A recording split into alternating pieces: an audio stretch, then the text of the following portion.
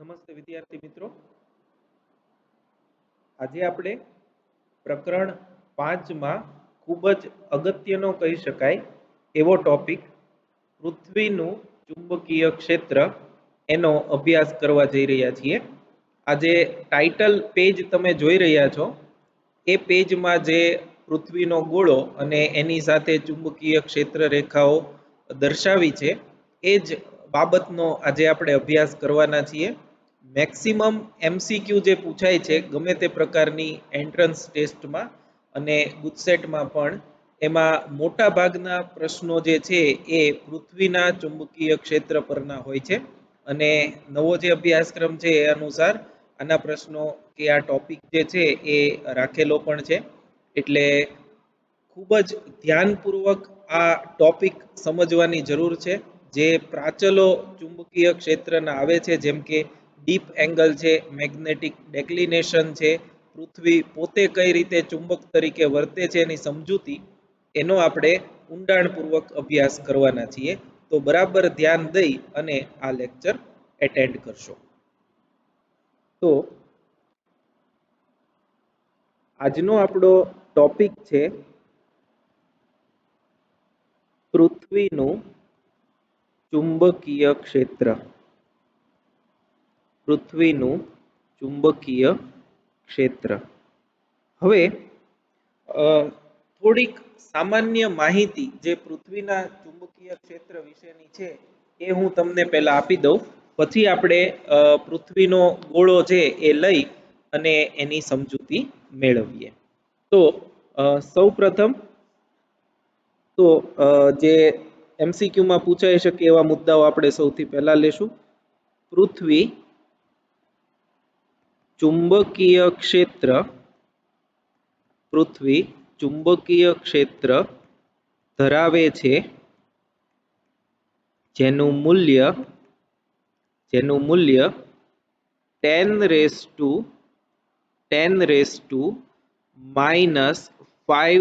Tesla ના ક્રમનું છે. એટલે પૃથ્વી પોતે ચુંબકીય ક્ષેત્ર ધરાવે છે જે ચુંબકીય ક્ષેત્રનું મૂલ્ય છે એ 10⁻⁵ ટેસ્લાના ક્રમનું છે. પૃથ્વી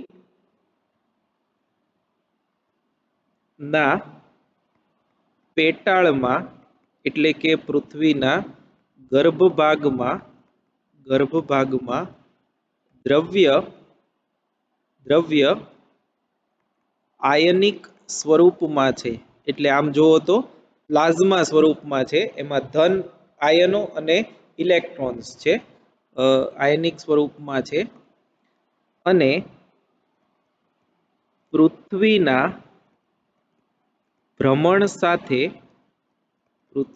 ભ્રમણ સાથે આ આયનો ભ્રમણ કરે છે, જે પ્રવાહ રચે છે અને તેનાથી ચુંબકીય ક્ષેત્ર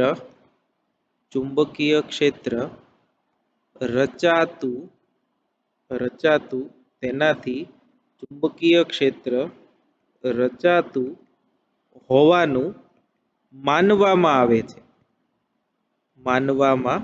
આવે છે. એટલે જોજો બરાબર, આની કોઈ ચોક્કસ સમજૂતી આજ દિન સુધી આપી શક્યા નથી. જે ઘટનાઓ આપણે જોઈએ છીએ એ શા માટે થાય છે એ બધી સમજૂતીઓ છે, પણ પૃથ્વીનું ચુંબકીય ક્ષેત્ર શા માટે ઉદ્ભવે અથવા તો પૃથ્વી પોતે શા માટે ચુંબકીય ક્ષેત્ર ધરાવે છે એની કોઈ સક્સેસફુલ સમજૂતી આજ દિન સુધી નથી. પણ સૌથી વધુ શક્ય અને સાચી જણાતી થિયરી હોય તો એ એવી છે કે પૃથ્વીના ગર્ભભાગમાં એટલે કે પૃથ્વીનું કેન્દ્ર જ્યાં છે ત્યાં જે ધાતુઓ છે એ ખૂબ જ ગરમી હોવાના લીધે આયનિક સ્વરૂપમાં છે. એટલું બધું તાપમાન ત્યાં છે કે ત્યાં આયનો અણુ છે એ પોતે રહી શકતો નથી, એટલે આયનો અને ઇલેક્ટ્રોન મળે છે. અને આપણે જાણીએ છીએ કે પૃથ્વી પોતાના ધરીની આસપાસ ભ્રમણ કરે છે, તો પૃથ્વીના ભ્રમણની સાથે આવા આયનો જે છે એ પોતે પણ ભ્રમણ કરે, જેના કારણે પ્રવાહ લૂપ રચાય અને એ પ્રવાહ લૂપ ચુંબકીય ક્ષેત્રનું ઉદ્ગમ સ્થાન છે એવું આપણે જાણીએ છીએ. એટલે હાલમાં પૃથ્વીનું ચુંબકીય ક્ષેત્ર આવા જે પ્રવાહો છે, પ્રવાહ લૂપો છે જે પૃથ્વીના ગર્ભભાગમાં રચાય છે આયનોના લીધે, એના વડે છે એવું માનવામાં આવે છે અને સૌથી સક્સેસફુલ સમજૂતી જે છે એ આ જ છે.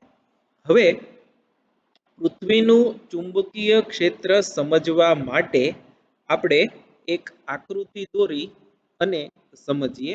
તો એ આકૃતિ હું અહીં હવે દોરું છું.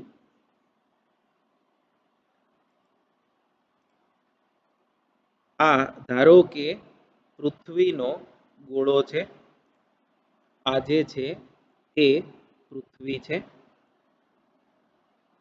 તો હવે આપણે જાણીએ છીએ એ મુજબ પૃથ્વી માટે અહીંથી જે આ લાઈન પસાર થાય અને આપણે ધ્રુવીય રેખા કહીએ છીએ. આમ જે પસાર થાય એને વિષુવવૃત્તીય રેખા કહીએ છીએ. અહીંયા જે ધ્રુવ છે એને આપણે કહીએ છીએ ભૌગોલિક ઉત્તર ધ્રુવ. ભૌગોલિક ઉત્તર ધ્રુવ એને આપણે કહેશું નોર્થ જિયોગ્રાફિક NG. બરાબર સમજો. આ બહુ કન્ફ્યુઝિંગ છે વિદ્યાર્થીઓમાં. ઘણા બધા વિદ્યાર્થીઓને આમાં તકલીફ થાય છે. અને અહીં જે છે એને આપણે કહીએ છીએ ભૌગોલિક દક્ષિણ ધ્રુવ. ભૌગોલિક દક્ષિણ ધ્રુવ એને આપણે કહેશું સાઉથ જિયોગ્રાફિક. એટલે આ આપણા ભૌગોલિક ધ્રુવો છે, જેમ આપણે નોર્થ પોલ, સાઉથ પોલ એવું કહીએ છીએ. એવી રીતે પૃથ્વીના જે ધ્રુવો છે, ઉપરનો છે એને આપણે ઉત્તર ધ્રુવ કહીએ છીએ, નીચેનો જે છે એને દક્ષિણ ધ્રુવ કહીએ છીએ. હવે પૃથ્વીનો ચુંબક જે છે, ધારો કે આપણે એવું માનીએ કે પૃથ્વીનું ચુંબકીય ક્ષેત્ર એ એક ગજિયા ચુંબક વડે ઉદ્ભવે છે. તો એ ગજિયા ચુંબકને આપણે આમ દોરી શકીએ. એ જે ગજિયો ચુંબક છે એને આપણે આમ દોરી શકીએ. સોરી, આમ નહીં દોરાય. ગજિયો ચુંબક જે છે એને આપણે આમ લઈ શકીએ. જોજો બરાબર.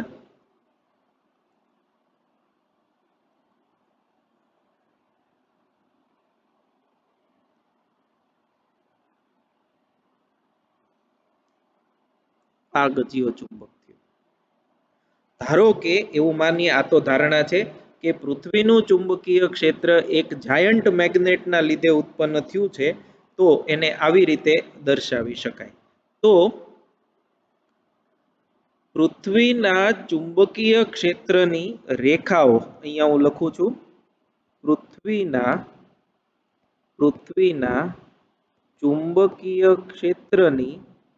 ચુંબકીય ક્ષેત્રની ક્ષેત્ર રેખાઓ દક્ષિણ ધ્રુવમાંથી નીકળી અને ઉત્તર ધ્રુવમાં દાખલ થાય છે. જો આ એક તમારે વિરોધાભાસ છે, જે આ બાબત પૂરતું યાદ રાખવું પડશે. પૃથ્વીના ચુંબકીય ક્ષેત્રની ક્ષેત્ર રેખા અહીંથી લંબ રૂપે બહાર આવે છે. આ લંબ રૂપે બહાર આવી ક્યાંથી બહાર નીકળે છે? દક્ષિણ ધ્રુવ પર. જોજો બરાબર. પૃથ્વીના ચુંબકીય ક્ષેત્રની ક્ષેત્ર રેખાઓ દક્ષિણ ધ્રુવમાંથી નીકળે છે. એટલે દક્ષિણ ધ્રુવ છે આપણો ભૌગોલિક દક્ષિણ ધ્રુવ, ત્યાંથી નીકળી અને ઉત્તર ધ્રુવમાં દાખલ થાય છે. એટલે દાખલ છે એ પણ લંબ રૂપે જ થતી હોય, તો આમ દાખલ થાય છે. એટલે ઉત્તર ધ્રુવમાં દાખલ થાય છે, દક્ષિણ ધ્રુવમાં નીકળે છે. તો જો ધીમે ધીમે સમજતા જઈએ. પૃથ્વીના ચુંબકીય ક્ષેત્રની ક્ષેત્ર રેખા દક્ષિણ ધ્રુવ પાસેથી લંબ રૂપે બહાર નીકળે અને ઉત્તર ધ્રુવ પાસે લંબ રૂપે દાખલ થાય છે. તો વચ્ચેના ભાગમાં આ ક્ષેત્ર રેખા છે એ આમ નીકળતી હોય, તો આમ થઈ અને આમ પહોંચતા એ આમ થઈ ગઈ હશે. એટલે ક્ષેત્ર રેખા જો આપણે પૃથ્વીના ચુંબકીય ક્ષેત્રની દોરીએ તો એ આમ થશે. આ પૃથ્વીના ચુંબકીય ક્ષેત્રને રજૂ કરતી ક્ષેત્ર રેખા થઈ. બરાબર છે. એટલે હવે હું એ રીતે બધી ક્ષેત્ર રેખા દોરું તો એ આમ થશે. આવી તો અસંખ્ય દોરી શકાય, હું નમૂના રૂપે અમુક જ દોરું છું. એવી રીતે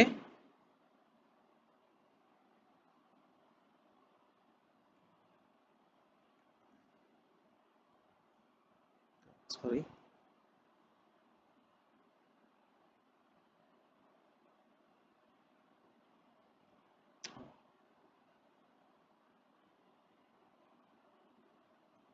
આ એક ક્ષેત્ર રેખા આમ ગઈ, બીજી ક્ષેત્ર રેખા, એટલે આ બધી જે છે એ પૃથ્વીના ચુંબકીય ક્ષેત્રની ક્ષેત્ર રેખા. તમે જે રેડ કલરની જોવો છો એ રેડ કલરની ક્ષેત્ર રેખા એ પૃથ્વીના ચુંબકીય ક્ષેત્રને રજૂ કરતી ક્ષેત્ર રેખા છે. તો આ પૃથ્વીનું ચુંબકીય ક્ષેત્ર એને રજૂ કરે છે.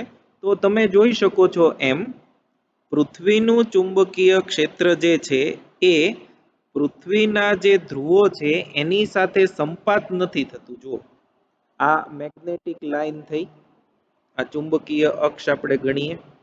તો બીજો મુદ્દો આપણે આમ લખશું કે પૃથ્વીના ચુંબકીય ધ્રુવો, પૃથ્વીના ચુંબકીય ધ્રુવો અને ભૌગોલિક ધ્રુવો, ભૌગોલિક ધ્રુવો એકબીજા પર સંપાત થતા નથી, સંપાત થતા નથી. આ ખૂબ અગત્યનો મુદ્દો છે. એટલે કે પૃથ્વીના ભૌગોલિક ધ્રુવ છે એ ક્યાં આવ્યો? ભૌગોલિક ઉત્તર છે એ અહીંયા આવ્યો, ભૌગોલિક દક્ષિણ છે એ અહીંયા આવ્યો. જ્યારે ચુંબકીય ધ્રુવ જે છે એ એક અહીંયા આવ્યો છે અને બીજો ચુંબકીય ધ્રુવ છે એ અહીંયા આવ્યો છે, આનાથી સહેજ દૂર છે.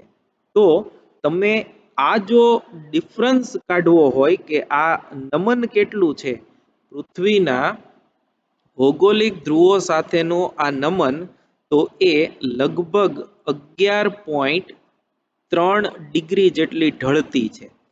એટલે આપણે એમ કહી શકીએ કે ચુંબકીય અક્ષ, ચુંબકીય અક્ષ એટલે આ અક્ષ છે, જોજો બરાબર, આ અક્ષ છે એ ચુંબકીય અક્ષ થઈ, એ ભૌગોલિક અક્ષ સાથે, ભૌગોલિક અક્ષ સાથે 11.3 ડિગ્રી જેટલો અથવા તો એમ કહી શકાય જેટલી નમેલી છે, જેટલી નમેલી છે. એટલે આના કરતા જે નમન થયું એ નમન છે એ 11.3 ડિગ્રી જેટલું છે. આ યાદ રાખવાનું, આ ઇમ્પોર્ટન્ટ, આ MCQ માં તમને પૂછે.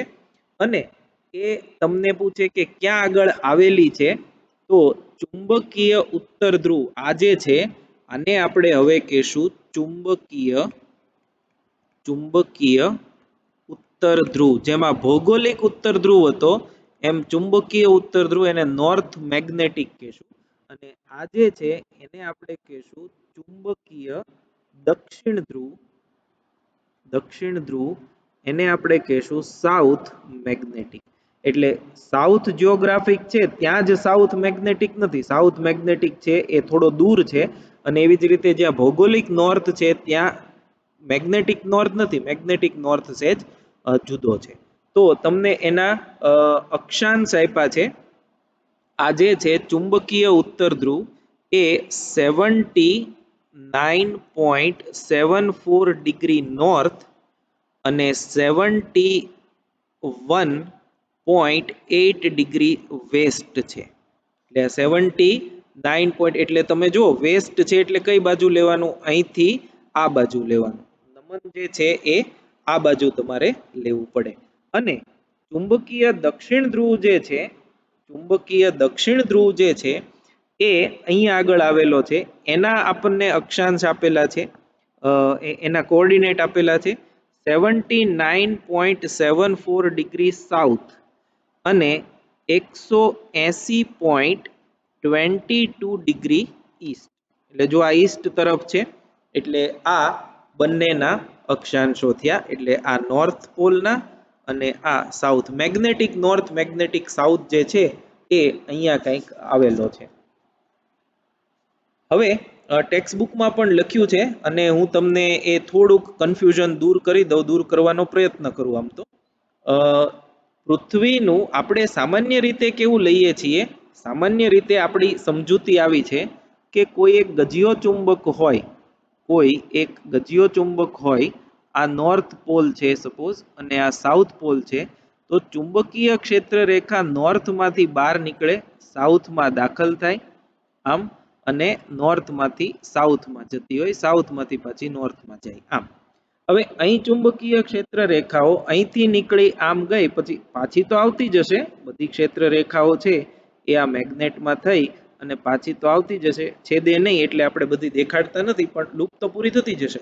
પણ અહીંયા જો અહીંથી નીકળે છે ક્ષેત્ર રેખા, એટલે ચુંબક પૃથ્વીના ચુંબકીય ક્ષેત્ર માટે ચુંબકીય દક્ષિણ ધ્રુવમાંથી ક્ષેત્ર રેખા બહાર નીકળે છે અને ચુંબકીય ઉત્તર ધ્રુવમાં ક્ષેત્ર રેખા દાખલ થાય છે. એટલે એક આ પૂરતું તમારે ચુંબકીય ઉત્તર દક્ષિણ યાદ રાખવાનું. સામાન્ય રીતે તો આ જે ગજિયો ચુંબક ધારવામાં આવે એ રીતે જો સમજૂતી લઈએ તો આપણે આને જ તે સાઉથ જો મેગ્નેટિક કહીએ છીએ અને આને નોર્થ મેગ્નેટિક કહીએ. કેમ? કેમ કે નોર્થમાંથી જ ક્ષેત્ર રેખા નીકળતી હોય. એટલે પૃથ્વીનો જાયન્ટ મેગ્નેટ હોય તો આ નીચેનો પોલ નોર્થ થાય, ઉપરનો સાઉથ થાય. પણ એ ટર્મિનોલોજી છે એ હવે આપણે કાઢી નાખી છે. હવે આપણે જે તરફ ભૌગોલિક ઉત્તર છે તે તરફ ચુંબકના ધ્રુવને આપણે ચુંબકીય ઉત્તર કહેશું, જે તરફ ભૌગોલિક દક્ષિણ છે એ તરફના ચુંબકીય ધ્રુવને આપણે ચુંબકીય દક્ષિણ ધ્રુવ કહેશું. એટલું તમારે ખાસ યાદ રાખવાનું છે. એટલે એ તમને પેજ નંબર 186 ટેક્સ્ટ બુકમાં એના ઉપર એક પેરેગ્રાફ આપેલો છે, એના પરથી ખ્યાલ આવી જશે. હવે આ જે છે પૃથ્વીના ગોળા માટે આ જે થયું એ ભૌગોલિક વિષુવવૃત્ત થયું, ભૌગોલિક વિષુવવૃત્ત. પણ ચુંબકીય ક્ષેત્ર માટે એવું નથી. ચુંબકીય ક્ષેત્ર માટે આ જે છે એ વિષુવવૃત્ત થશે, કેમ કે એ સહેજ નમેલી છે એવું આપણે જોયું. એટલે આ જે છે એ થશે ચુંબકીય વિષુવવૃત્ત. આ યાદ રાખજો, ચુંબકીય વિષુવવૃત્ત. એટલે ચુંબકીય વિષુવવૃત્ત જે છે એ સહેજ નમેલું છે ભૌગોલિક વિષુવવૃત્ત કરતા. હવે આપણે પૃથ્વીના ચુંબકીય ક્ષેત્ર માટેના જુદા જુદા પ્રાચલો જે છે એની માહિતી મેળવી લઈએ. તો હું આને સહેજ સાઈડમાં કરું છું અને હવે આ આકૃતિની જરૂર નથી તો એને હું ડિલીટ કરી નાખું, એને આપણે ડિલીટ કરી નાખીએ. તો જુઓ, હવે આ પૃથ્વીનું ચુંબકીય ક્ષેત્ર છે, એના આપણે જુદા જુદા પ્રાચલો લઈએ. તો સૌથી પહેલું આપણે જે ચર્ચા કરવી છે એ છે મેગ્નેટિક અચ્છા, પહેલા આપણે જોઈએ જિયોગ્રાફિક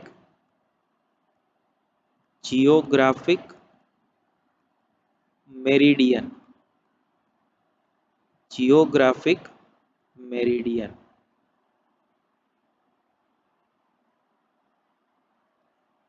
તો એ શું છે એ આપણે જોઈ લઈએ. સૌથી પહેલા મેરિડિયન જે છે એને ધ્રુવતલ એવું કહેવાય.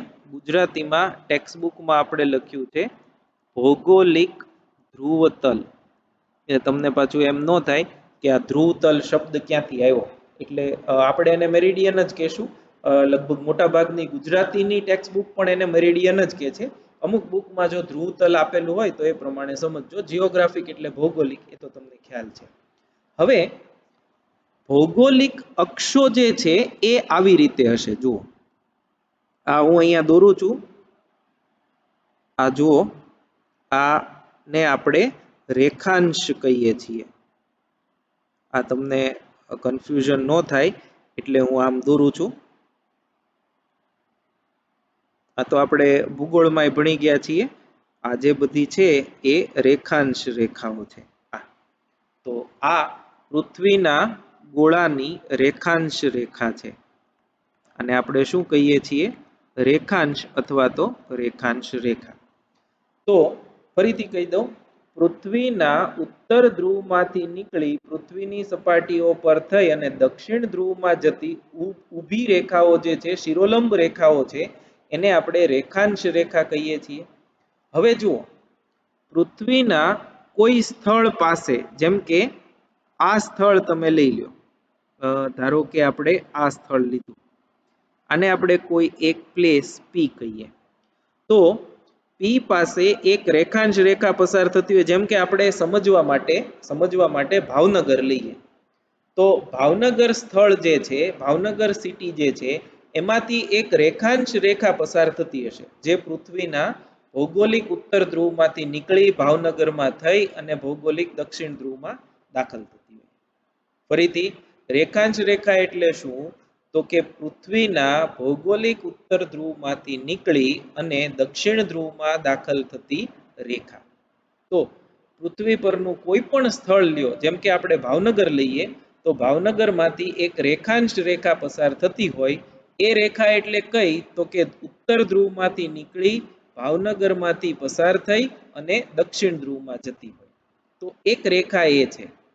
અને તમે ભાવનગરે ઊભા રહ્યો, ભાવનગર પાસે ઊભા રહી, તમારું માથું જે છે ત્યાંથી એક શિરોલંબ રેખા પસાર થતી હોય એમ ગણો, એટલે એ આ જે પી બિંદુ છે એને લંબ થશે. જોજો બરાબર, આ જે પી બિંદુ છે એને લંબ થશે. એટલે અત્યારે સ્ક્રીન પર નહીં દેખાડી શકાય, તમારી આંખ જ્યાં અત્યારે છે, આ પી બિંદુમાંથી નીકળી તમારી આંખમાં દાખલ થતી રેખા એ તમારે ધારવાની છે.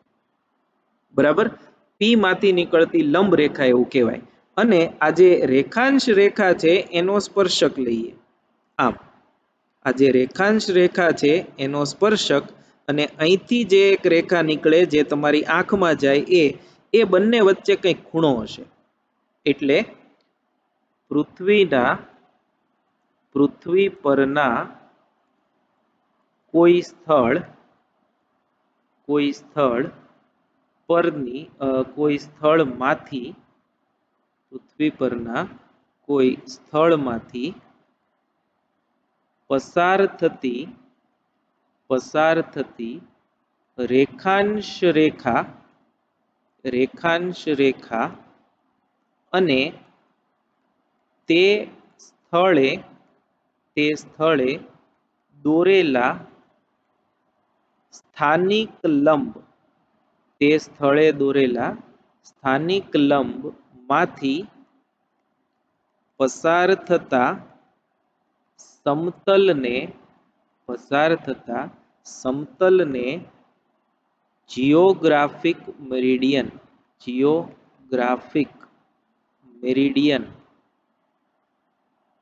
એટલે કે ભૌગોલિક ધ્રુવતલ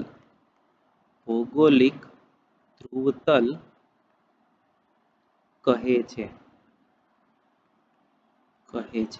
એટલે આ ધારો કે સ્પર્શક છે આમ, અને આ લંબ છે એમ લઈએ, તો આ જે સમતલ બને, આ જે આખું સમતલ બને, આ સમતલને ભૌગોલિક ધ્રુવતલ અથવા તો જિયોગ્રાફિક મેરિડિયન કહેવાય. હવે એવી જ રીતે બીજી ડેફિનેશન કે બીજી સમજૂતી છે એ છે મેગ્નેટિક મેરિડિયન. બીજી જે છે એ છે મેગ્નેટિક મેરિડિયન.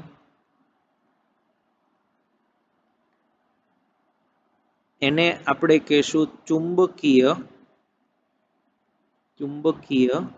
ધ્રુવતલ. હવે જુઓ, એ પણ હવે આ સમજાઈ ગયું હોય તો આ સાવ સહેલું છે.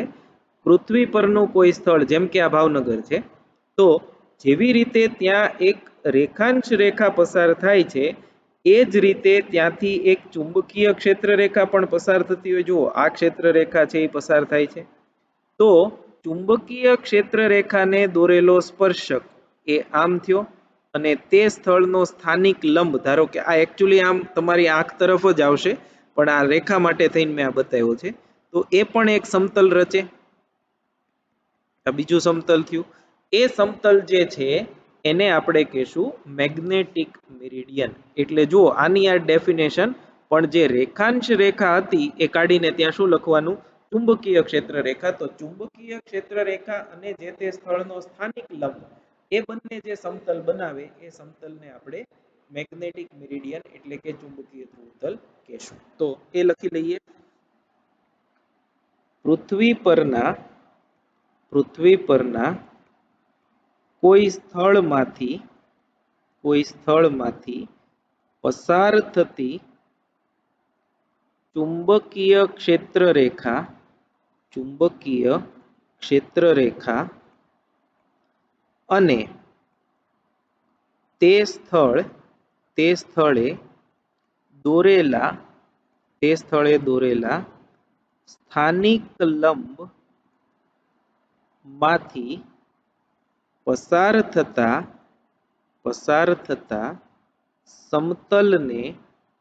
સમતલને મેગ્નેટિક મેરિડિયન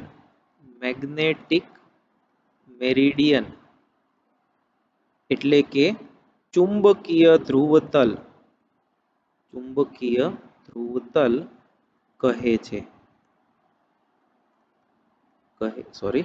ચુંબકીય ધ્રુવતલ કહે છે. તો આ મેગ્નેટિક મેરિડિયન અને જીઓગ્રાફિક મેરિડિયન એ બંનેની સમજૂતી થઈ. તો હવે જો ફરીથી તમને બતાવી દઉં અહીંયા આગળ આ ધારો કે એક રેખાંશ રેખા છે. આ સ્થળ થયું કોઈ એક. તો આ લઈએ વધુ સહેલું પડે. તો અહીંયા જો એક ચુંબકીય ક્ષેત્ર રેખાનો સ્પર્શક થયો એ આમ થશે અને એક જે છે એ ભૌગોલિક રેખાનો સ્પર્શક થયો એ આમ થશે. જો આ રેખાંશ રેખાનો સ્પર્શક અને આ ચુંબકીય ક્ષેત્ર રેખાનો સ્પર્શક. અને અહીંયાથી એક ફરીથી કહું છું, અહીંથી નીકળી તમારી આંખમાં જતી રેખા, તો એ રેખા અને આ જે લીલું તીર છે એ બંને જે સમતલ રચે એ જો તમે આજે હું પેન ફેરવું છું ત્યાંથી એક સમતલ તમે રચે આ રેખા લઈ અને અહીંયા એક પૂઠું મૂકી દો તો એ જે સમતલ બન્યું એને આપણે કહેશું મેગ્નેટિક મેરિડિયન. અને આ જે રેખા છે એ અને અહીંયા તમારી આંખ સામેની રેખા એ જે સમતલ રચે એટલે આ જે હું પેન ફેરવું છું ત્યાં એક પૂઠું મૂકી દો નાનું એવું, તો એ જે સમતલ રચે એને આપણે કહીએ છીએ જીઓગ્રાફિક મેરિડિયન. અને એ બંને વચ્ચે કંઈક ખૂણો હશે. કેમ કે ક્ષેત્ર રેખા બેયના નમન જુદા જુદા છે, ભૌગોલિક ધ્રુવ અને ચુંબકીય ધ્રુવના. તો બંનેના એંગલ છે એ જુદા જુદા છે. તો ભૌગોલિક અને ચુંબકીય બંને ધ્રુવતલો વચ્ચે ખૂણો બનશે. એ ખૂણાને આપણે ડેક્લિનેશન ડી એવું નામ આપશું. તો એમાં ને એમાં બીજી એક ડેફિનેશન આવશે,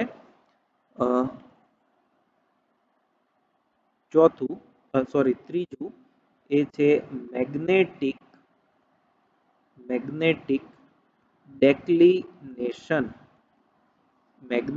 થોડુંક હું ઉપર લઈ જાઉં છું.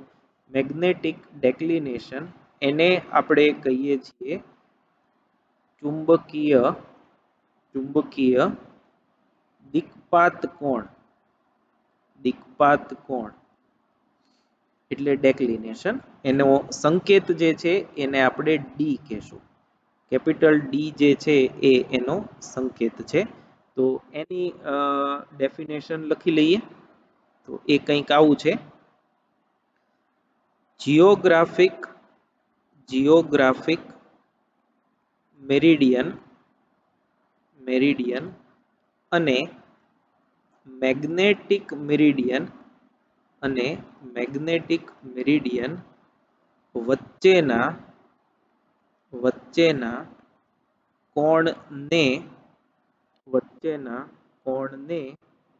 મેગ્નેટિક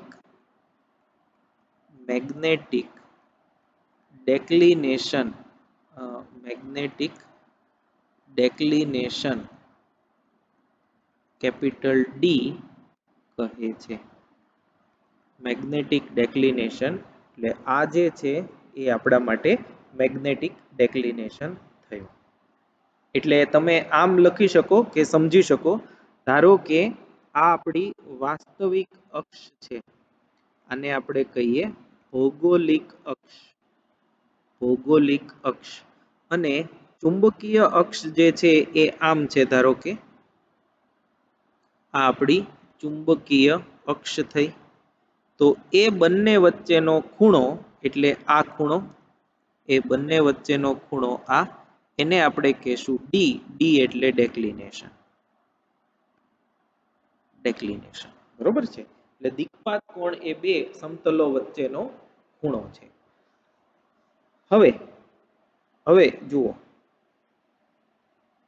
હવે બહુ ક્રિટિકલ અને અગત્યની કહી શકાય એવી હું ક્વોન્ટિટી તમને કરાવવા જઈ રહ્યો છું. એને આપણે કહીએ છીએ મેગ્નેટિક ડીપ એંગલ અથવા તો નમન કોણ. મેગ્નેટિક ડીપ એંગલ અથવા એંગલ ઓફ ડીપ અથવા તો એનું બીજું નામ છે નમન કોણ. એ શું છે એ જોઈ લઈએ. તો જુઓ, અહીંથી હવે આ સાઈન બરાબર જોજો. અહીંયા ધારો કે આપણે એક ચુંબકીય સોય લઈએ, અહીંયા આગળ એક ચુંબકીય સોય આપણે મૂકી દઈએ. આમ આ ચુંબકીય સોય છે. તો ચુંબકીય સોયનો નોર્થ પોલ અહીંયા રહેશે અને સાઉથ પોલ અહીંયા રહેશે, પણ ચુંબકીય સોય ઉર્ધ્વ દિશામાં રહેશે. ચુંબકીય સોય જે છે એ ઉર્ધ્વ દિશામાં રહેશે. અને અહીંયા જો આપણે ઈની સોય મૂકીએ, ઈની સોય, તો એમાં ધ્રુવો ઉલટાઈ જશે. અહીંયા સાઉથ થઈ જશે, અહીંયા નોર્થ થઈ જશે. ચુંબકીય સોય ની છે, પણ જે નોર્થ અહીંયા હતો એની બદલે હવે સાઉથ થઈ જશે. એનો મતલબ કે અહીંથી ચુંબકીય સોય આખી રેખા પર ગતિ કરતા કરતા આમ જાય તો એ 180 ડિગ્રીનું ભ્રમણ થઈ ગયું. જુઓ, અહીંયા આગળ ધારો કે સોય આમ હોય, અહીંયા આગળ ધારો કે સોય આમ હોય, અહીંયા આગળ ધારો કે સોય આમ હોય, અહીંયા આગળ ધારો કે સોય આમ હોય, અહીંયા આગળ આમ હોય, અહીંયા આગળ આમ હોય અને અહીંયા આગળ આમ હોય. તો એ આમ ફરતી ફરતી ફરતી ફરતી ફરતી ફરતી ફરતી છેલ્લે અહીંયા ઊંધી થઈ જશે. એટલે 180 ડિગ્રીનું ભ્રમણ થયું. તો અહીંયા તમે જુઓ તો જે ચુંબકીય સોય છે એકચ્યુઅલી ત્રિપરિમાણમાં થશે. આ ધારો કે ચુંબકીય ક્ષેત્રની રેખા છે, આ ચુંબકીય ક્ષેત્રની રેખા. તો અહીંયા તમે સોય રાખો તો આ ધારો કે ચુંબકીય ક્ષેત્ર રેખા હોય તો સોય જે છે એ ક્યાં તો સહેજ ઉપર તરફ એટલે કે આમ રહેશે, અથવા તો સહેજ નીચે તરફ એટલે કે આમ રહેશે. તો અહીંયા આગળ એકદમ સમાંતર હશે. અહીંયા ક્ષેત્ર રેખાને બરાબર સમાંતર સોય ગોઠવાઈ ગઈ હશે. ક્યાં આગળ? ચુંબકીય વિષુવવૃત્ત પર. ચુંબકીય ધ્રુવો પાસે એકદમ વર્ટિકલ હશે. ચુંબકીય ધ્રુવો તમે લ્યો તો ત્યાં એકદમ સીધી સોય હશે અને અહીંયા એકદમ નમેલી હશે, અહીંયા આગળ એકદમ સીધી હશે, પણ ધ્રુવો ઉલટાઈ ગયેલા હશે. તો સમક્ષિતિજ જો આપણે લેવામાં આવે, અહીંથી આપણે જો આમ સમક્ષિતિજ રેખા દોરીએ તો સમક્ષિતિજ સાથે આ સોય સહેજ ઉપર કે નીચે તરફ નમેલી રહે અને એના આધારે આપણે જે નમન છે એના પરથી નમન કોણ કહીએ છીએ. એટલે આપણે હવે આવી રીતે લખશું. જે ચોથું છે એ છે નમન કોણ. એને આપણે કહીશું angle of deep, angle of deep અથવા તો ડીપ એંગલ. અને એને ઇન્ક્લિનેશન ઉપરથી આઈ એવો એનો સંકેત છે. ઇન્ક્લિનેશન એના ઉપરથી આઈ એવો એનો સંકેત છે. તો પૃથ્વીના ધ્રુવો પાસે, પૃથ્વીના ચુંબકીય ધ્રુવો એમ લખજો, ચુંબકીય ધ્રુવો પાસે મુક્ત ભ્રમણ કરી શકે, મુક્ત ભ્રમણ કરી શકે તેવી સોય મુક્તા, તેવી સોય મુક્તા તે શિરોલંબ ગોઠવાય છે, તે શિરોલંબ ગોઠવાય છે. કેમ કે ક્ષેત્ર રેખાઓ એવી રીતે હશે. અને અને તથા પૃથ્વીના, પૃથ્વીના ચુંબકીય વિષુવવૃત્ત પાસે, ચુંબકીય વિષુવવૃત્ત પાસે આ સોય ક્ષેત્ર રેખાને સમાંતર સમક્ષિતિજ ગોઠવાય છે. તો આમ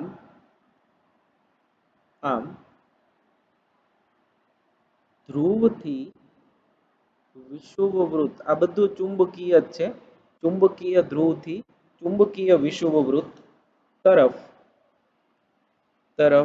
જતા ચુંબકીય સોય સમક્ષિતિજ સાથે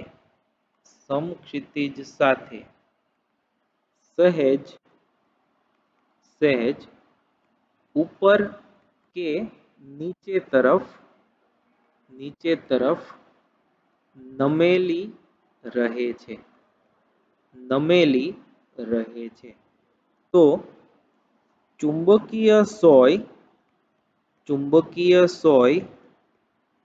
સમક્ષિતિજ રેખા સાથે જે કોણે નમેલી હોય તેને નમન કોણ અથવા તો ડીપ એંગલ અથવા તો એંગલ ઓફ ડીપ કહે છે.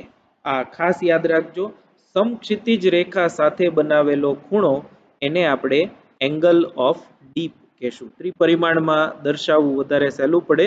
અનફોર્ચ્યુનેટલી સ્ક્રીન પર એવી સુવિધા ન હોવાથી આપણે આને ફક્ત યાદ રાખવું પડશે. તો હું પૃથ્વીના ચુંબકીય ક્ષેત્રના તમામ પ્રાચલો સમજાય એવી રીતે દોરી અને તમને દેખાડું છું. પછી આપણે ટેક્સ્ટ બુકમાં જે છે એ તો જોવાના જ છીએ. તો જુઓ, આ ધારો કે મેગ્નેટિક મેરિડિયન છે, એટલે કે ચુંબકીય ધ્રુવતલ. હવે આ મેગ્નેટિક મેરિડિયન સાથે અમુક ખૂણો બનાવતી દિશામાં જિયોગ્રાફિક મેરિડિયન હશે. આ જે છે એ થયું જિયોગ્રાફિક મેરિડિયન. બરાબર. હવે જોજો, આ જે છે એ કોમન એક્સિસ થઈ બંનેની. જે આપણે લંબની વાત કરી હતી તો સ્થળ તો આનું આ જ છે, તો ત્યાંથી દોરેલો લંબ તો એક જ રહેશે. ચુંબકીય ક્ષેત્ર રેખાએ બનાવેલું સમતલ એ ડેક્લિનેશન, રેખાંશ રેખાએ બનાવેલું સમતલ એ જિયોગ્રાફિક મેરિડિયન, ચુંબકીય ક્ષેત્ર રેખાએ બનાવેલું સમતલ મેગ્નેટિક મેરિડિયન અને રેખાંશ રેખાએ બનાવેલું સમતલ જિયોગ્રાફિક મેરિડિયન. આ બંને મેરિડિયન વચ્ચેનો ખૂણો એટલે આ થયો, આ ડી છે, જેને આપણે કહીએ છીએ ડેક્લિનેશન, મેગ્નેટિક ડેક્લિનેશન અથવા તો દિક્પાત કોણ. હવે આ એવું કે છે કે અહીંયા આગળ આપણે જો મુક્ત ભ્રમણ કરી શકે તેવી ચુંબકીય સોય રાખીએ તો આ રેખા જે છે એ સમક્ષિતિજ છે. જુઓ, આ રેખા જે છે, આ તમને હું અહીંયા દેખાડું તો આ જે રેખા થઈ આ સમક્ષિતિજ રેખા થઈ, આ જે રેખા થઈ એ સમક્ષિતિજ રેખા થઈ. તો ચુંબકીય સોય જે છે એ સહેજ ચુંબકીય ક્ષેત્ર રેખા સાથે ચુંબકીય ક્ષેત્રને નમેલી રહેશે. એટલે અહીંયા જો ચુંબકીય સોય મૂકવામાં આવે તો એ ચુંબકીય સોય આમ રહેશે.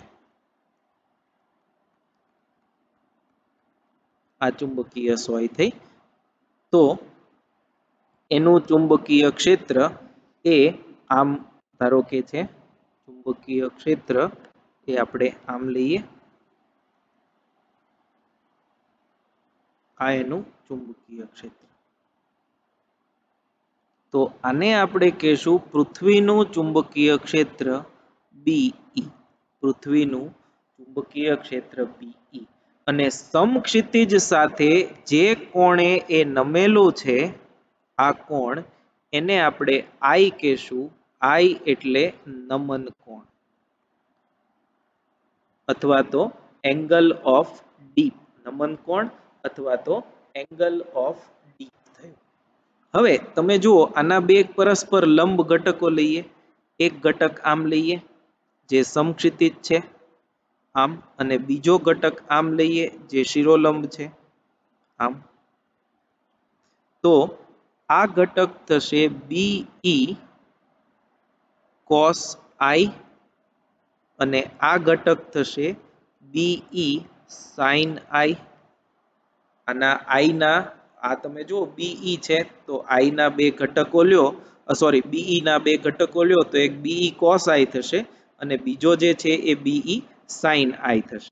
આ જે BE sin I છે આને કહેવાય પૃથ્વીના ચુંબકીય ક્ષેત્રનો એટલે કે BE નો ચુંબકીય ક્ષેત્રનો શિરોલંબ ઘટક.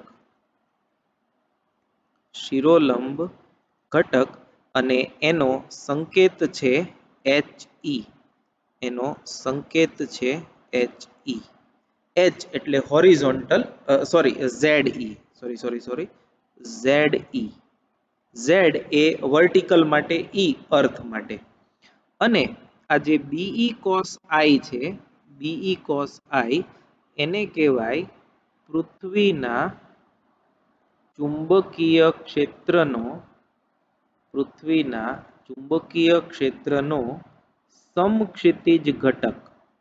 સમક્ષિતિજ ઘટક અને એને આપણે કહેશું H ફોર હોરિઝોન્ટલ E. પૃથ્વીના ચુંબકીય ક્ષેત્રનો સમક્ષિતિજ ઘટક. તો આ બધા ચુંબકીય પ્રાચલો એક સાથે દર્શાવતી આકૃતિ થઈ. હવે ટેક્સ્ટબુકમાં આપી છે જ્યારે મટીરીયલની ચર્ચા કરીએ ત્યારે હું તમને સમજાવું છું, પણ આમાં તમે જુઓ ચાર જે પરિબળો આપણે ભણ્યા 1 by 1 એ ચારે ચાર છે એ આમાં આવી ગયા. મેગ્નેટિક મેરિડિયન, આ જે રેડ જોવો છો એ જિયોગ્રાફિક મેરિડિયન, આ ચુંબકીય ક્ષેત્ર, બે મેરિડિયન્સ વચ્ચેનો ખૂણો એટલે ડેક્લિનેશન D, અને સમક્ષિતિજ સાથે ચુંબકીય સોય એ બનાવેલો ખૂણો એટલે કે પૃથ્વીના ચુંબકીય ક્ષેત્રે બનાવેલો ખૂણો એને આપણે કીધું નમન કોણ I. અને I અને BE એના પરથી બે ઘટકો લઈએ તો આ BE cos I જેને આપણે સમક્ષિતિજ ઘટક કીધું અને BE sin I જેને આપણે શિરોલંબ ઘટક કીધું. તો હવે આ બંને પરથી આમ પૃથ્વીના ચુંબકીય ક્ષેત્રનો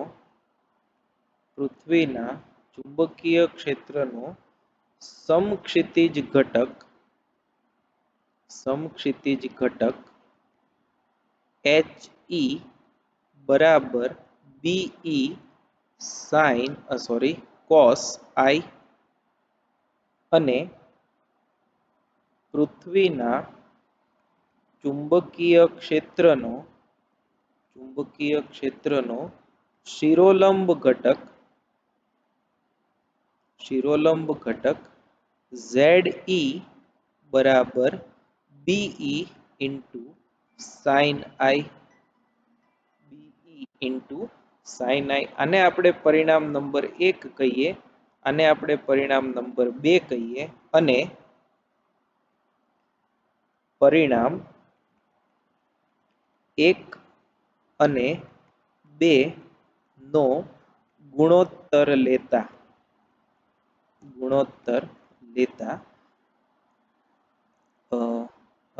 2 અને 1 કરીએ, 2 અને 1 એટલે 2 ભાગ્યા 1 કરીએ તો ZE upon HE બરાબર BE sin I upon BE cos I. BE cancel, sin upon cos tan I થશે. તો therefore tan I બરાબર ZE upon HE અથવા તો I બરાબર tan inverse of ZE upon HE. એટલે આ જે છે એ ખૂબ અગત્યનું સૂત્ર તમને સમગ્ર પૃથ્વીના ચુંબકીય ક્ષેત્રમાં ધારો કે કાંઈ ન ખબર પડી હોય તો કોઈ વાંધો નથી, પણ આ એક સૂત્ર આવડવું જોઈએ. tan I અથવા તો I બરાબર tan inverse ZE upon HE એટલે પૃથ્વીના ચુંબકીય ક્ષેત્રનો શિરોલંબ ઘટક અને સમક્ષિતિજ ઘટકનો ભાગાકાર કરી એનું tan ઇન્વર્સ કરો તો જે મળે એ તે સ્થળનો નમન કોણ એટલે કે ડીપ એંગલ આપે. અને એવી જ રીતે અહીંયા હું લખું છું સમીકરણ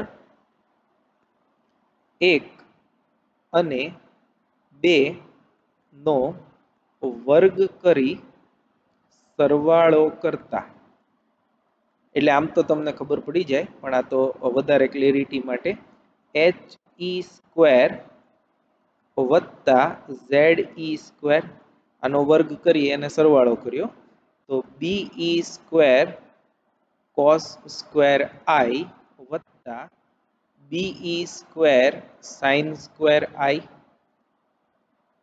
therefore HE square plus ZE square બરાબર BE square common cos square I plus sin square I. અને તમને ખબર છે sin square plus cos square એટલે 1 થશે.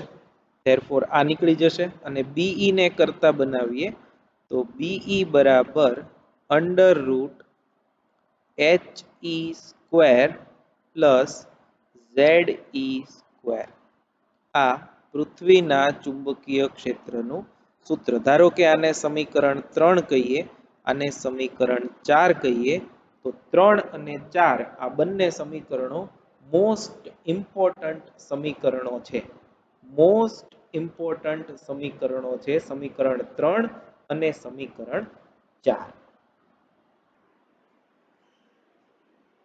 તો આ જે છે એ પૃથ્વીના ચુંબકીય ક્ષેત્રના જે આપણે ઘટકો ભણ્યા છીએ એની સમરી છે અથવા તો એનો સાર છે. તો આકૃતિમાં તમે જુઓ, ફરીથી એકવાર સમજાવી દઉં. 4 બાબતોનો આપણે અભ્યાસ કર્યો. એક જિયોગ્રાફિક મેરિડિયન એટલે કે એવો સમતલ કે જે પૃથ્વીનું ચુંબકીય પૃથ્વીની રેખાંશ રેખા અને જે તે સ્થળનો સ્થાનિક લંબ મળીને બનાવે છે. બીજું મેગ્નેટિક મેરિડિયન, કેમ કે આપણે જોયું છે કે ચુંબકીય અને મેગ્નેટિક જિયોગ્રાફિક લાઇન્સ છે એ એક નથી હોતી. ચુંબકીય ધ્રુવો છે એ સહેજ નમેલા હોવાથી ચુંબકીય ક્ષેત્ર રેખા અને જે તે સ્થળ એ પોતે એક સમતલ બનાવે જેને મેગ્નેટિક મેરિડિયન કહેવાય. અને એ બંને સમતલો વચ્ચેનો ખૂણો એને આપણે ડેક્લિનેશન કીધું છે. અને એ I એટલે કે નમન કોણ એટલે એવો ખૂણો કે જે સમક્ષિતિજ સાથે ચુંબકીય ક્ષેત્ર પૃથ્વીનું બનાવે છે. તો નમન કોણ અને પૃથ્વીના ચુંબકીય ક્ષેત્રને ધ્યાનમાં રાખીએ તો આપણને બે ઘટકો મળશે. પૃથ્વીના ચુંબકીય ક્ષેત્રનો સમક્ષિતિજ ઘટક એટલે cos I અને શિરોલંબ ઘટક એટલે BE sin I, જેને આપણે ZE કહેશું. તો આ બંનેનો ગુણોત્તર લઈએ તો આપણને એક આ સૂત્ર મળશે જેના પરથી આપણે નમન કોણ I છે એ મેળવી શકીએ. અને બીજું એક આ મળશે કે જેના પરથી આપણે કુલ ચુંબકીય ક્ષેત્ર મેળવી શકીએ. તો જો તમારી પાસે સમક્ષિતિજ અને શિરોલંબ ઘટક હોય તો એના મદદથી તમે પૃથ્વીનું કુલ ચુંબકીય ક્ષેત્ર પણ મેળવી શકશો. તો આ જે છે એ ખૂબ જ અગત્યનો ટોપિક છે. ટેક્સ્ટબુકમાંથી પણ એકવાર વાંચી જજો, મટીરિયલમાંથી પણ એકવાર જોઈ જજો, અને તમે ફરીને આ વિડીયો લેક્ચર જોશો ત્યારે તમને પૃથ્વીનું ચુંબકીય ક્ષેત્ર સમજાશે. તો હવે જે મટીરિયલમાં તમને આપેલું છે એ ઝડપથી જોઈ જઈએ. તો જુઓ, પૃથ્વીનું ચુંબકીય ક્ષેત્ર અથવા તો પૃથ્વીનું ચુંબકત્વ આકૃતિ સહિત સમજાવો. તો પહેલો પ્રશ્ન, પૃથ્વીનું ચુંબકીય ક્ષેત્ર ધરાવે છે જે 10⁻⁵ ટેસ્લાના ક્રમનું છે. આ અગત્યનું છે. એનું કારણ છે એ શું કામ કયા કારણે છે એ સ્પષ્ટ નથી અને એની આપણે થોડી ચર્ચા પણ કરી લીધી ડિટેલમાં. એની એ જ વસ્તુ અહીંયા લખેલી છે, એ તમે પછી વાંચશો એટલે સમજાઈ જશે. આ પૃથ્વીના ચુંબકીય ક્ષેત્રને દર્શાવતી એક ટિપિકલ આકૃતિ છે, જેમાં ખાસ તમારે માર્ક કરવાનું છે ભૌગોલિક ધ્રુવો NG અને SG, જેને આપણે જિયોગ્રાફિક પોલ્સ કહીએ છીએ. જ્યાં સાઉથ જિયોગ્રાફિક છે ત્યાં સાઉથ મેગ્નેટિક કહેશું, નોર્થ જિયોગ્રાફિક છે તરફનો ચુંબકીય ધ્રુવ એને નોર્થ મેગ્નેટિક કહેશું. આ જે તમે ઘાટું ડોટેડ લાઈન દર્શાવે છે આ એ ચુંબકીય વિષુવવૃત્ત છે, અને જે આ આછી લાઈન દર્શાવે છે એ ભૌગોલિક વિષુવવૃત્ત છે. અને ભૌગોલિક રેખા એટલે આ રેખા અને ચુંબકીય રેખા એટલે આ રેખા, એ બંને વચ્ચેનો ખૂણો જે છે એ 11.3 ડિગ્રી છે. આ અગત્યનું છે. આ ખૂણો 11.3 ડિગ્રી જેટલી ઢળતી છે, એ ખાસ યાદ રાખજો. ચુંબકીય ઉત્તર ધ્રુવ એનું લોકેશન આપ્યું છે 79.74 ડિગ્રી નોર્થ અક્ષાંશ અને 71.8 ડિગ્રી વેસ્ટ રેખાંશ પર, અને ઉત્તર કેનેડામાં એ આવેલું છે. અને દક્ષિણ ધ્રુવ જે છે એ એન્ટાર્કટિકામાં આવેલું છે 79.74 ડિગ્રી સાઉથ અને 180.22 ડિગ્રી ઈસ્ટ સ્થાને આવેલું છે. એટલે આ ઈસ્ટ તરફ છે એટલે અહીંયા આવ્યું, અને આ વેસ્ટ તરફ છે એટલે અહીંયા આવ્યું. ભૌગોલિક ઉત્તર ધ્રુવ પાસે આવેલા ધ્રુવને ચુંબકીય ઉત્તર ધ્રુવ અને દક્ષિણ ધ્રુવ પાસે આવેલા ધ્રુવને દક્ષિણ ધ્રુવ કહે છે. પણ ચુંબકીય ક્ષેત્રની ક્ષેત્ર રેખાઓની જો આપણે વાત કરીએ તો એ ચુંબકીય ઉત્તર ધ્રુવ પર અંદર પ્રવેશે છે અને દક્ષિણ ધ્રુવમાંથી બહાર નીકળે છે. અને આવી પ્રણાલી શું કામ પડી? તો કે તમે યાદ કરો કે આપણે ગજિયો ચુંબક રાખીએ તો એ કઈ દિશામાં રહે? ઉત્તર દિશામાં રહે. એટલે ઉત્તર દિશામાં રહે એટલે આપણે પૃથ્વીની ઉત્તર દિશા એવું નામ આપ્યું છે. પણ હકીકતમાં તો પૃથ્વીની અંદરનો ચુંબકીય ઉત્તર ધ્રુવ જાણે કે ગજિયા ચુંબકના દક્ષિણ ધ્રુવ જેવો છે, અને અંદરનો દક્ષિણ ધ્રુવ જાણે કે ઉત્તર ધ્રુવ જેવો છે. એટલે તમે આને જો અહીંયા આગળ ચુંબક મૂકીને સમજો, અહીંયા આગળ ધારો કે તમે એક મોટો ચુંબક છે એ મૂકી દો, ધારો કે આ ચુંબક છે મોટો, આ ગજિયો ચુંબક છે એમ તમે ધારો, તો આ ગજિયા ચુંબકનો નોર્થ છે એ અહીંયા હોય, સાઉથ છે અહીંયા હોય, કેમ કે તો જ ક્ષેત્ર રેખા નોર્થમાંથી નીકળી સાઉથમાં જાય. પછી મેગ્નેટિક ડેક્લિનેશન કોને કહેવાય એ સમજાવો, એ તમને અહીંયા વિસ્તારપૂર્વક સમજાવ્યું છે. તમે એક કે બે વાર વાંચશો એટલે તમને સમજાઈ જશે. બાકીની સમજૂતી તો મેં તમને કરાવેલી જ છે. તો ડેક્લિનેશન શું છે એ અહીંયા આપેલી છે. આ તમારે યાદ રાખવાનું છે. દિલ્હીનો ડેક્લિનેશન આટલો છે અને મુંબઈનો ડેક્લિનેશન આટલું છે. આટલું હોવાનું કારણ એમ છે કે આપણું ભારત જે છે એ પૃથ્વીના ચુંબકીય વિષુવવૃત્તની અત્યંત નજીક આવેલું છે, અને એનો બેનિફિટ એ છે સેટેલાઇટ લોન્ચિંગમાં પણ એનાથી આપણને ફાયદો થાય છે. એટલે મોટા અક્ષાંશ માટે ડેક્લિનેશન મોટું હોય, વિષુવવૃત્ત પાસે ઓછું છે. એટલે આપણે ચુંબકીય વિષુવવૃત્તની વાત કરીએ છીએ. તો તમે સપોઝ હજી નીચે ઓસ્ટ્રેલિયા તરફ જતા જાઓ એમ ડેક્લિનેશન વધતો જશે. એવી રીતે ઉપર યુરોપિયન કન્ટ્રીમાં બ્રિટન તરફ જતા જાઓ તો પણ ડેક્લિનેશન વધતો જશે. આપણું ભારત જે છે એ ચુંબકીય વિષુવવૃત્તની નજીક હોવાથી મિનિટ્સમાં તમને ડેક્લિનેશન મળે છે. તમે જો દિલ્હીનો છે 41 મિનિટ છે, પૂરો 1 ડિગ્રી નથી. મુંબઈનો 58 મિનિટ છે. નેક્સ્ટ મેગ્નેટિક ડીપ એંગલની સમજૂતી છે, એ પણ તમે આકૃતિ પરથી હું તમને સમજાવી દઉં. તમે જુઓ અહીંયા નોર્થ જિયોગ્રાફિક, નોર્થ મેગ્નેટિક, એવી રીતે અહીંયા સાઉથ હશે. તો આ પૃથ્વી પરનું કોઈ સ્થળ છે. પૃથ્વી પરના કોઈ સ્થળમાંથી આ જે રેખા આમ પસાર થાય આને આપણે સમક્ષિતિજ રેખા કહીએ છીએ. આ જે છે એ સમક્ષિતિજ રેખા થઈ. તો એની નીચે, એટલે અહીંયા આપણે આની પાછળ તો બતાવાય નહીં એટલે આપણે આમ બતાવ્યું છે, આ ઊંડાણમાં છે. અહીંયા સ્થળ છે આ સમક્ષિતિજ થઈ, તો આ શિરોલંબ થઈ. શિરોલંબ અંદર તરફ, શિરોલંબ છે પણ અંદર તરફ છે. તો પૃથ્વીનું ક્ષેત્ર તો આમ છે, આ તો આપણે જોયું છે કે પૃથ્વીની ક્ષેત્ર રેખા તો આમ નીકળે છે, આમ. તો આ પૃથ્વીનું ક્ષેત્ર થયું, તો એનો એક ઘટક આમ થાય, એક ઘટક આમ થાય, આ આઈ છે, તો આ થશે બીઈ કોસ આઈ અને આ થશે બીઈ સાઇન આઈ. તો આ બંને જે છે એ અહીંયા સમતલ તરીકે મેં તમને એક સમતલ જ બતાવ્યું છે, અહીંયા એણે ત્રિપરિમાણમાં બતાવ્યું છે. એટલે આ જે તમે જુઓ છો, આ જે તમે જુઓ છો, આ આખું આ મેગ્નેટિક ડેક્લિનેશન છે અને આ જે તમે જુઓ છો, આ જે તમે જુઓ છો, આ આખું જિયોગ્રાફિક મેરિડિયન છે. તો આ બીઈ નો આઈ સાથેનો ખૂણો બીઈ અને એચઈ વચ્ચેનો ખૂણો એ આઈ થયો અને ડી એ બંને મેરિડિયન વચ્ચેનો ખૂણો થયો. અને એ સમજાવી તમારે અહીંયા એની સાબિતી છે નાની એવી. ઉર્ધ્વ ઘટક બીઈ સાઇન આઈ, સમક્ષિતિજ ઘટક બીઈ કોસાઈ અને ZE upon BE કરો એટલે sin upon cos tan i મળશે. આ એનું સૂત્ર થયું.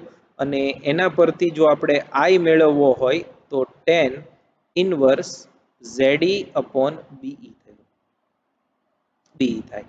અને એના પરથી પૃથ્વીના ચુંબકીય ક્ષેત્રનું સૂત્ર થશે √ZE square plus HE square. અને બધા જ પ્રાચલો એક સાથે દર્શાવતી ઉપરની જે આકૃતિ છે એની અહીંયા મૂકી છે. આ આકૃતિ ઇમ્પોર્ટન્ટ, તમે દોરતા શીખી જજો કેવી રીતે દોરવાની છે. ક્યુબ કરી અને એના પરથી બધા પ્રાચલો દોરવાના છે. અને ડીપ કોણનું સૂત્ર જે ઉપર હતું એનું એ જ છે, ખાલી તમને અલગ પ્રશ્ન 2 માર્કમાં પૂછવો હોય તો પૂછી શકે એમ સમજી અને આ સમજૂતી આપી છે.